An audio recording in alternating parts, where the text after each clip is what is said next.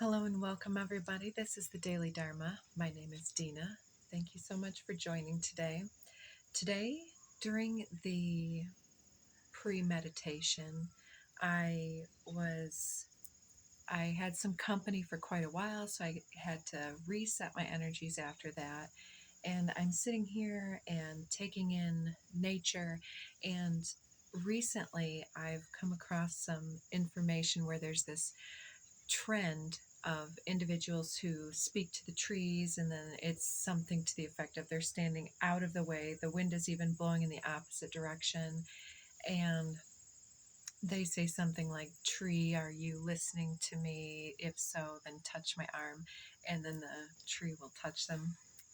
So, anyways, this is based on the finding that trees have a sense of sound and that they're listening because there's, I believe it's a type of, is it an insect or something that is destructive to the tree's health and well-being, and they'll play the noise of this animal or insect or whatever it might be. I can't recall in this moment. I didn't anticipate giving this message, um, but the mere sound of it reacts within the tree's immune system, and it begins releasing and secreting a specific chemical that repels that animal, insect, or whatever it is.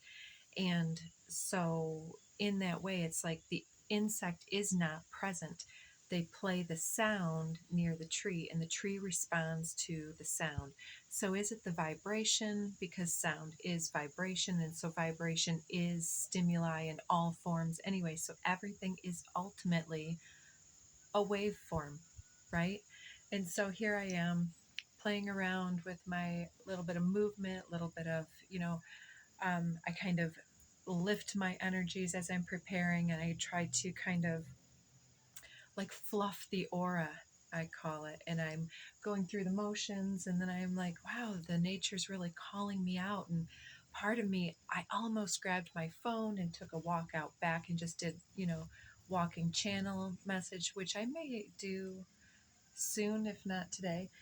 Anyways, I'm standing out here and I'm speaking to the trees about my vision for the future of the land and the property, and I was giving thanks, and I was kind of starting the camera, and the journaling for today's daily dharma begins in the pre-meditation where I'm speaking with spirit, and it's coming through that, you know we're in communication with our environment. And as I was turning around here, I was noticing out of the sides and the corners of my eyes, and this has happened before, where I'm getting these visual anomalies. And yeah, you guys can call it one thing or another, but I think those of us that know synchronicities and magic is all around us at all times, even this bug in my face. And knowing this, then we can start to see the fabric of reality I want to get at, because it's almost coming through where it'll be almost a line, imperceptible, that you can't see, and then all of a sudden I'll see an image not on one side of that line. It will just be an image floating through, and then like it's obscured by a bar. And then it comes over here, and I may or may not see. And sometimes it's translucent or actually completely transparent. And it's simply a visual ripple happening among the visual acuity that I'm experiencing. And so, yeah, we can call these hallucinations. But what I'm believing is happening, I'm going to get at, because this is the message I just received, and it kind of hit me, and it was interesting, right? So, about the trees listening to us. And for some of you, you may have heard me talk about, I've just recently started taking chlorophyll, liquid chlorophyll, as part of my supplements.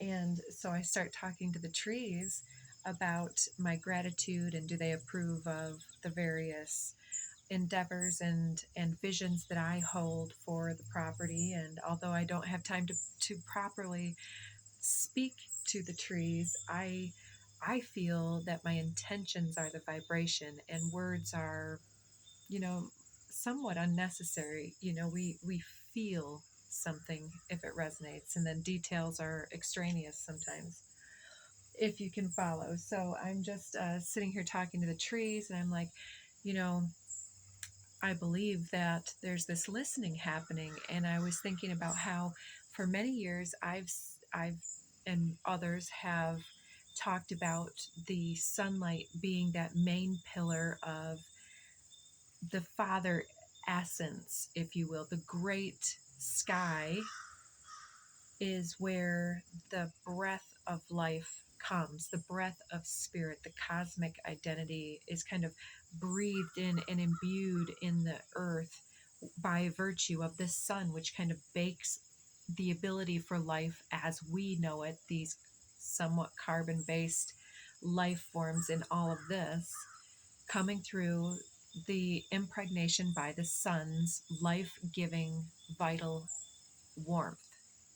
And so then we've got the trees synthesizing sunlight through their chlorophyll and producing their bioluminescence, which has come through a bit recently. Gonna need these bugs to go away, get some smoke up in here.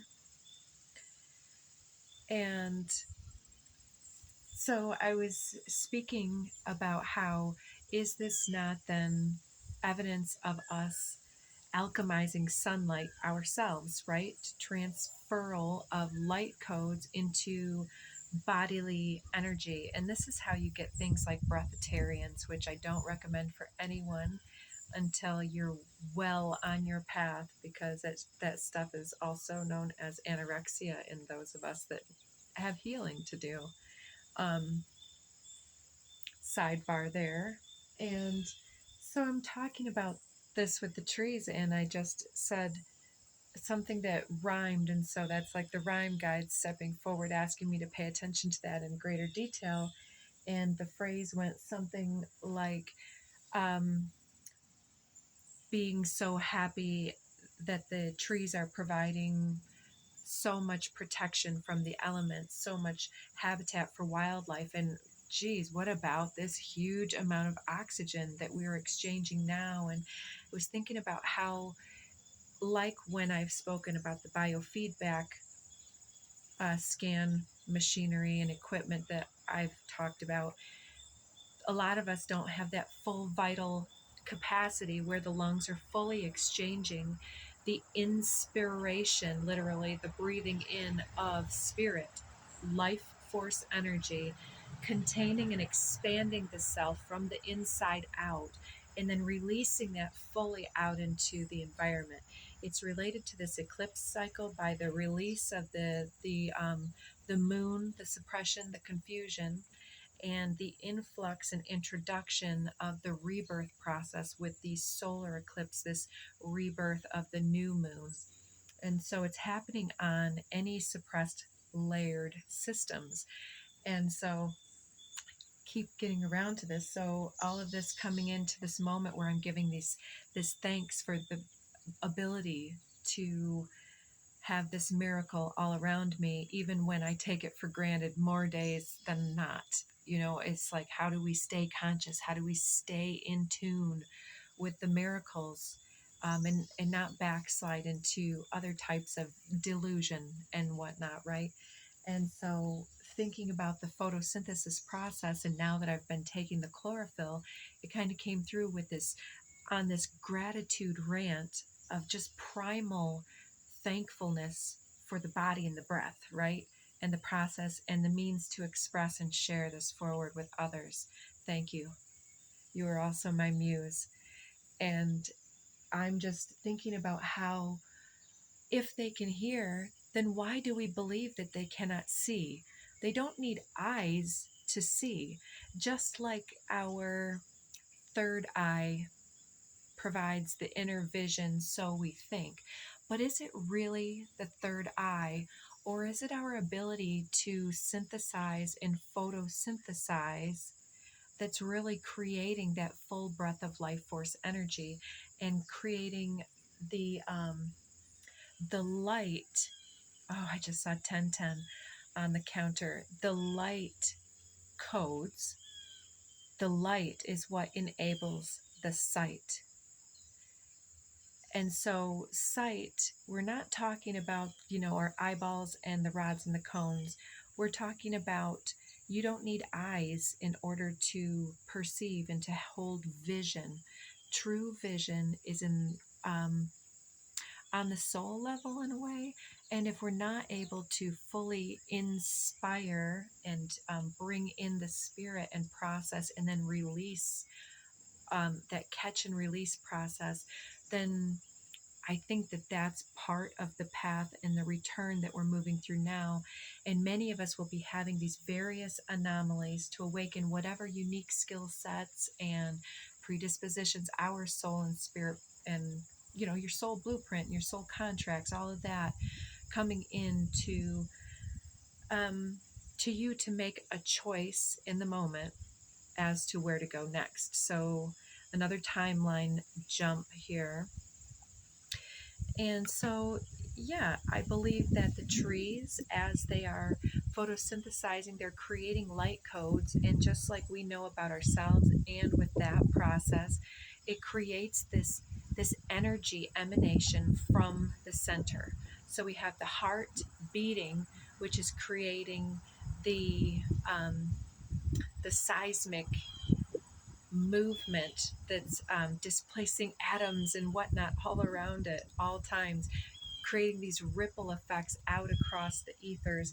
And then also everything, all of the codes coming through the skin, through our sensitivities, through our chakra systems, however hyper vigilant or numbed out and comfort zoned they may or may not be at any given moment, compared to the cleansed and cleared and healed process that goes on in the third eye of perception. And that's, regardless of what's actually happening, it's our perception of what does it mean.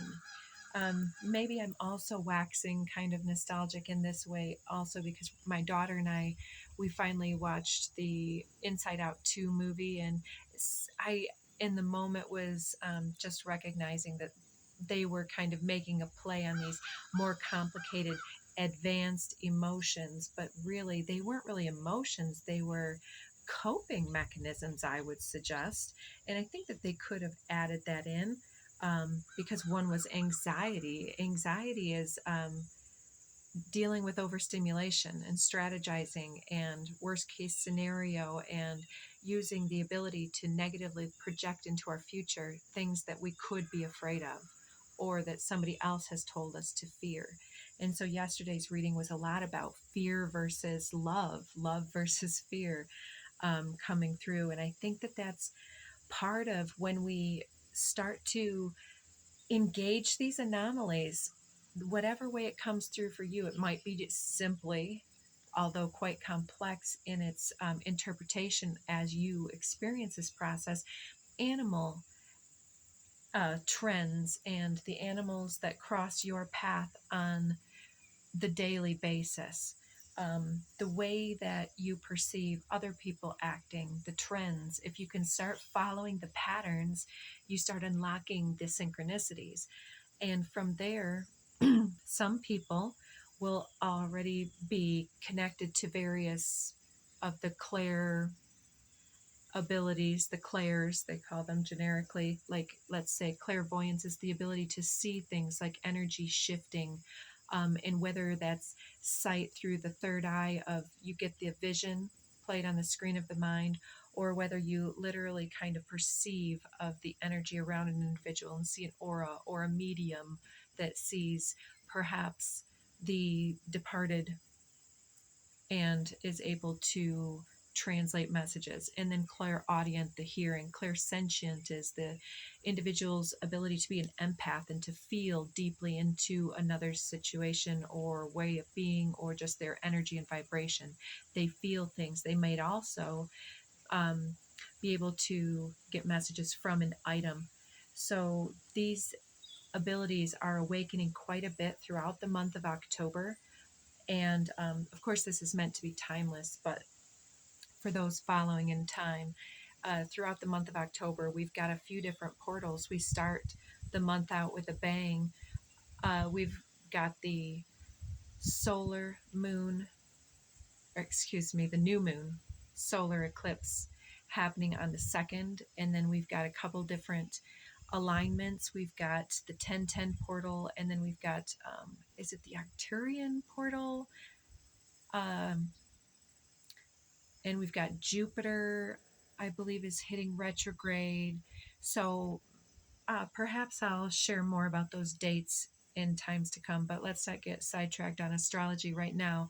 If you do want to see something that is mind blowing, there's another one. I've promoted his stuff before, but he does a really good job. He brings the receipts, as I say, and Stephen Burns does a lot with metaphysical as well as geophysical and seismic activity and solar activity, cosmic anomalies, and he does his homework in the background and makes sure that those things are presented professionally and cohesively so that you guys can see that. But speaking about the alignment of the eclipse trajectory and its association with things like Easter and the Easter Islands and the trans-Neptunian object or minor planet out there somewhat beyond Pluto and Neptune there, and amongst them there's a few minor planets. One is named Makemake, which is the god of that island, the Easter Islands, with those big statues.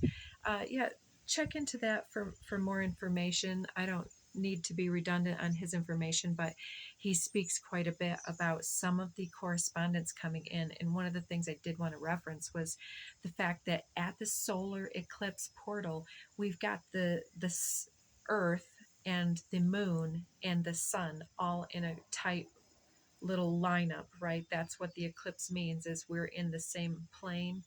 But if you follow that all the way out, guess what's at the very end there? It's in the same plane. In So this is known as a conjunction in astrology. We have Make out there. So it's kind of interesting how our attention is drawn to certain things by nature itself. I mean, left to our own devices, the message that's trying to be conveyed might not be grasped. And so I'll admit I've only made it halfway through his video this morning. I got interrupted before, as I said, and so I'm excited to see the rest of the video. But yeah, so all of these energetic gateways are coming in, and we're being further awakened. It's a critical turning point, and so hold your vision strong, do your cleansing, and stay strong on whatever healthy systems that you're integrating or looking at making some healthy changes. I'm sensing it's going to sprinkle. If I do have to pause, then we'll do that. But let's get into the cards here. I'd like to see more. I know I spoke through the whole beginning. That was quite a long one. There we have the first one coming out. Guess what it is? It's change. Change has been here for quite some time. Uranus is the planet of change, and it's been over in Taurus for something close to 7 years, I believe, and it's getting closer to finishing up Taurus. And as somebody who has a lot of solar stellium planets in that sign, I'm ready for it to move on. But I am grateful in retrospect for everything that has gone on, because it has truly transformed my life. So in the sign of Taurus, it's working through all of us to work the kinks out of our energetic bodies, the subtle bodies, because that's our ability to attract and to receive. It's the divine feminine's body in Taurus, as well as clearing our throat, symbolically, metaphorically, but also quite literally, clearing anything out of the ability to hear, feel, and sense, and then speak and advocate for self, for boundaries, for change, for choice, and to use our voice to stand up for self and to, yeah, go out and make different choices besides what the whatever direction others would push you to hold for yourself. So it's the ability to somewhat to be yourself and to be unique, to entertain the idea of going your own way, being a leader, and um, choosing for yourself to be self-actualized. So underneath we have allowance. Let's just give it one more shuffle. What's going through, what's changing here? We've got sacral chakra, number 2, with delight. I think that we've been maybe denying ourselves something that seems like we'd really like it, or we're looking forward to something here. Now there's alchemy on the bottom of the deck, something that works with your energy quite well. Yeah, let's get a few more. Tantric journey. Some of these came out yesterday as well. And you saw me shuffle. Conception. All right, so and dynamic. A lot of these were from yesterday. All right, I trust the process that we can have some repeat days, but I'm just going to give us one more shuffle and see if anything else needed to come out. So this is about feeling good in our own skin, connecting with our own ability to be independent and intra-dependent versus codependent in our lives, to be able to be sovereign and activated, to be able to be our own muse and inspiration and diversions, and not to be overly too busy with other people or othering in general, whether it's looking for love in all the wrong places, or whether it's trying to follow in the footsteps of people that, such as like through imagination, and whether that be reading or taking in stories and narratives through social media or TV and movie and something like that. It's the ability to live one's own life and one's own vision for themselves, and to be able to change and shift that. It kind of feels as though many of you will resonate with having already thought that you had something figured out, and you were going hard in one direction. You're like, oh, but wait. And all of a sudden something else catches the eye, and you're like, but I'm so invested here. And it's the ability to really say, well, that may have just been a chapter. What more can I do? What more am I inspired to do next? What am I dreaming up next that would make my life feel like I had really lived and done something for myself? I'm feeling sprinkles. Yeah, let me pause and I'm going to move my table. All right, I moved a few things. We're just going to try to power through here and get a few more things out. So I flipped over the deck, and we've got 10 authority on the bottom of the deck, which I was reminded I was thinking of in the pre-meditation as well, because there was one of those small passenger planes, like built for 2 to 4, 6 people max, going over, and I was thinking of the take flight card as well as the authority card in here, because it looks like a propeller, and we've got empowerment under that. So yeah, something's ready to take flight, something that is alchemically attracted to you based on all of these changes we've talked about, and part of it has to do with your spiritual path, however you define that. So I am holding this in reverse, so the first one pops out, and it is the number 4 card. This very feminine looking, intuitive individual.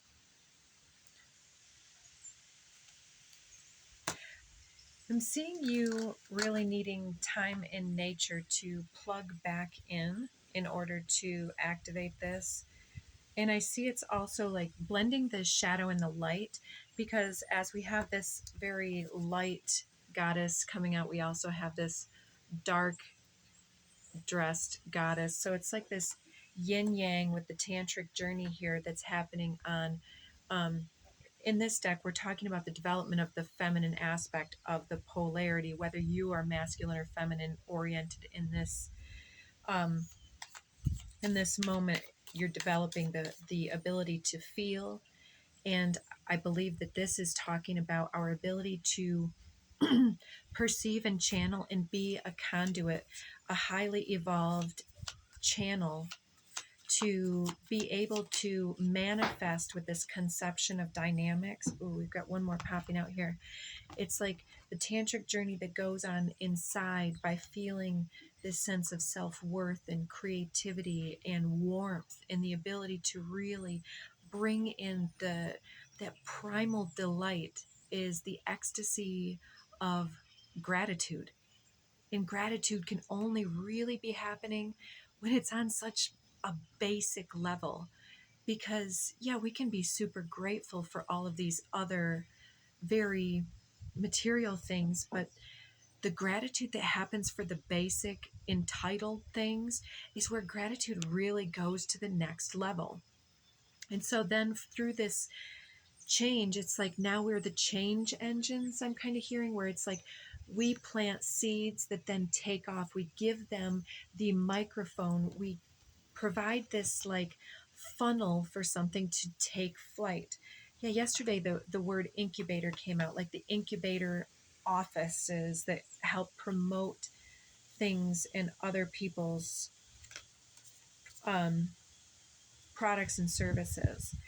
So yeah, we're putting something into form. So the two that came out, it looks like, I thought we just had the one. I saw this gentleman, perhaps angelic ancestor, and then this one, which looks to be cosmic and astral in aspect. So yeah, I would say that we had the earthly feminine here, depicting the inner purity of the earth and the uh, inner purity of the spirit, perhaps here with the angelic, otherworldly. And then we have this like being plugged in. I was talking to my guest this morning about my ability to see other people as an empathic individual isn't because I want to like find my ends because I want to manipulate, but I guess manipulation is just a harsh word for what I am trying to do. It's I'm trying to, bring them to the forefront of their aura instead of being very confined and caged in the center. And it's like when we can find those inroads and those passageways to other individuals through their inner sight, through telling them what we see as a spark of divine beingness within them, can light them up, how we speak to the highest in them, as well as when we can help them unstitch any type of illusion in their life on a somewhat of a gentle way. I will also say one of the pre-messages is I felt the urge to change out the stones, and we ended up with pink Botswana agate. Check that out. I was hearing the word delicate topic was what I was told to grab this for. And so check that out. I'll put a link in the description box with one of the trusted websites I use when I want to get the deeper meanings behind some of the stones and why I might choose one over another. Sometimes is more than I can put into words, and that helps me to learn. So I hope that you'll use that resource if you need it. So conception and dynamic, let's see what we have there. Here we have that activation point. And under the deck, that's interesting. So this is actually the deck, the picture on the deck and on the, not on the back, that's a simple one, but on the book. So I find that interesting. I think that it gives it a little additional power in the deck. And that is the 16 card, which sometimes represents the tower in the traditional tarot. But here it's got an eagle, a pentacle, these antlers, bells. And I was thinking about bells too. I used my bell earlier to clear my energy. It's not quite a rattle, but to me it does a similar type thing. It helps me to center and release and activate the various energies in my aura. It kind of tunes the various chakras around the perimeter of the body that I'm not as consciously aware of. And it helps just kind of have a little tone to clear, crystal clear, right? Clear as a bell. So there's some type of a portal here, and I believe this might even depict a little bit more with the stone structure here at the base, talking about perhaps Druid, Celtic, Nordic inspired information, but as well that whole Easter Island anomaly. But there's a portal there being depicted, and we're already running out of time. Here we have the Hierophant on the back, talking about this being a very activating point where we're being initiated into those higher clairsentience. We're clarifying and clearing our energies some way. Plugging into our empathic capacity is going to take being clear, being centered, aligned, grounded, and gentle and patient with ourselves, self loving, which can be kind of cheesy, but it is such a fact. And I believe that we are here to walk through the portal in advance enough to help others to activate themselves out in our personal world. All the individuals we're meeting throughout the month of October, I believe, will be being activated by us or activating us or both in turn. There's a shift in authority coming in the coming time, and I feel like that's what we're being told to hold on and be aware for. So in the pre-shuffle, I also got this Tao Te Ching, and this is the art of war. Only engage in conflict when all other alternatives have been exhausted. So it's one way to achieve things, but it's never the best.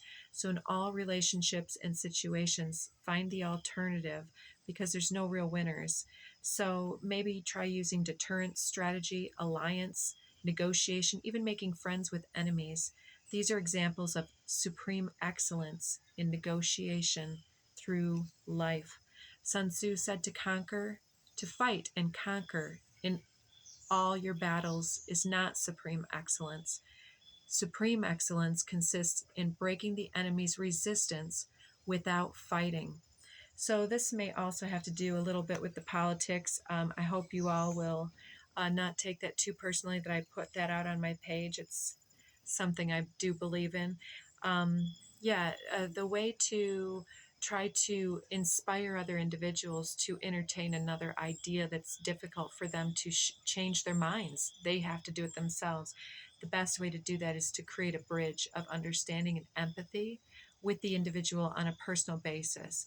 They hold their beliefs because they have seen things that we have not seen, real and imagined, us as well. And so, yeah, it's time for everybody to stop fighting and to uh, choose to be the author of your life and to connect with authority figures and actually those that uplift and share the wealth, share the power, peer to peer equally, versus those that want to conquest and conquer and have validation for ego. And I'm just saying. So take that if you will.